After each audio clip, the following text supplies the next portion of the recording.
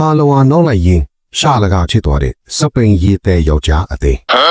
မင်္ဂလာပါဘောပါတီပရိသတ်တို့ကြီးစပိန်ရေတဲယောက်ျားတို့အသင်းဆိုလို့ဘာကြီးလဲလို့တော့မတွေးပါနဲ့ညကဂျီရိုနာကို 1-2 နဲ့ကန်ကူပြန်ခဲ့ရတဲ့ဤကေဖွဲ့တို့အသင်းကိုဆိုလိုတာပါ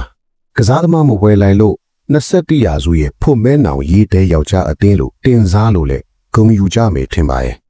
ပြီးခဲ့တဲ့အပတ်ကပဲရေတဲတွေကိုရေမတဲနိုင်အောင်ဖိုးစည်းနဲ့အညိုးတကြီးစော့ပလော်တီးခဲ့တဲ့အက်တလက်တီကိုကဗယ်လကန်နိုအသင်းကိုရှုံးထားတာကြောင့်တူမကိုမျှော်နေတဲ့လူကြီးမင်းတို့လိုမျိုးဤကေဘွဲ့တို့အနေနဲ့စပိန်ဖလားဒုတိယအကျော်မှာပြန်လာနိုင်ခွင့်ရှိသေးတယ်လို့အားတက်ခဲ့ပြီးမဲ့အခုရှုံးပွဲကြောင့်တက်နေတဲ့အားကပြက်နေတဲ့ကထက်သွားခဲ့ရပါတယ်။ပွဲချိန်အတွင်းတိုင်ထိတာတွေပင်နယ်တီမရတာတွေစင်ကြီးပေးလို့ရပြီမဲ့လေတကယ်လက်တွေမှာတော့စပိန်ဟာလဝါတို့အသင်းနဲ့နံပါတ်တီကွာခဲ့ပါပြီ။နံပါတ်ဆိုတာတပွဲစာတော့မရှိပြီမဲ့လေတကယ်ချန်ပီယံအဆုံးဖြတ်အတွက်တော့အရေးကြီးလာပါတယ်။ဒုတိယပိုင်းပွဲချိန်60လောက်မှာကူဘာစီကဂိုးသွင်းပေးခဲ့လို့ဤကေပွဲတို့အခြေအနေကောင်းပြီဟဲ့လို့ထင်မှတ်ခဲ့ရပြီမဲ့အင်ရှင်ဂျီရိုနာတို့ဘက်ကရေးထဲမင်းမာလို့စန်ထုံးတော်ကြီးတမာစီနဲ့စော်အေးမဟုတ်တာမို့ဗရန်ဒတီမျိုးလန်ခုလာတနေရာကနေဤကေပွဲတို့ရေးထဲတစ်စိုက်ကို2 goal ဆက်သွင်းပြီးအိမ်ပြန်ရာခတ်စေခဲ့ပါတယ်။ဒီပွဲမှာ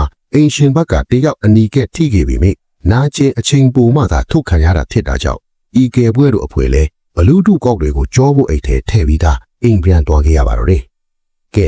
ဘောပါတီကနေဘောလုံးနဲ့ပတ်သက်တဲ့ content တွေ troll post တွေကိုနေ့စဉ်တင်ဆက်ပေးနေတာမို့အခုအချိန် mix တို့လက်တစ်ဖက်ကဟိုနာဒီနာကိုကင်နေတာမဟုတ်ရဲ့ follow subscribe ခလို့လေးတွေနှိပ်ပေးခဲ့ဖို့မမေ့ပါနဲ့ဗျာ။